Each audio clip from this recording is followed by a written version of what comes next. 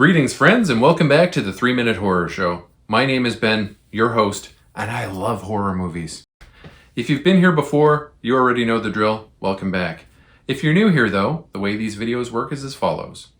I give a little plot synopsis, I give a little commentary, I give the movie a rating, and hopefully I can make you laugh along the way. And remember, I watch the bad movies so that you don't have to. You're welcome. Today I'll be reviewing the movie Monster Mash from 2024.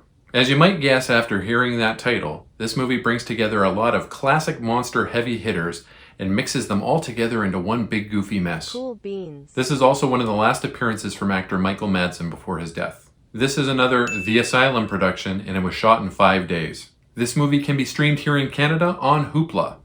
It's a graveyard smash. Oh, brother, this guy stinks! Frankenstein's monster, played by a regular-sized dude in monster makeup, goes to Dracula's castle to kidnap Dracula on behalf of his boss, Victor Frankenstein. Victor Frankenstein is Michael Madsen with no eyebrows. Rest in peace, Michael Madsen.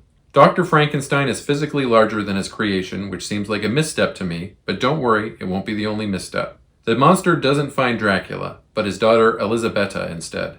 She's taken captive and returned to Frankenstein's castle as bait. Dracula, none too pleased about Elisabetta having been captured, decides to go on a rescue mission. The dude who plays Dracula should have been named Cheekbones Magoo, by the way. Michael Madsen recently passed away, and in his honor, let's forget about this hot mess for a minute, and instead remember him for his iconic roles in Kill Bill, Reservoir Dogs, and Donnie Brasco, among many other films.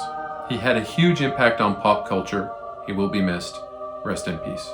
Next, Frankenstein's monster, who's named Boris instead of Adam for some reason, kills the mummy in order to get its beating heart.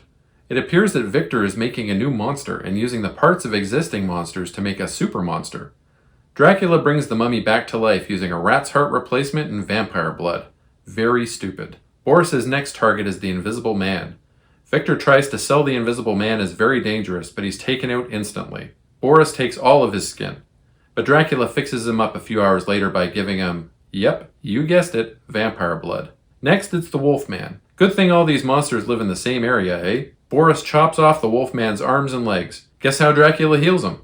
Nope, not this time. He's healed when he transforms. No vampire blood required. Monster Mash was written and directed by Jose Prendez. And Mr. Prendez, if you're watching this and I mispronounce your name, I am sorry. Prendez seems to work almost exclusively on low-budget, name-brand recognition horror films. You've heard of the movie Heretic starring Hugh Grant? Well, he directed Heretics with an S. You've heard of the movie Megan about the android doll? Well, Prendez wrote and directed Morgan Killer Doll, Mockbusters.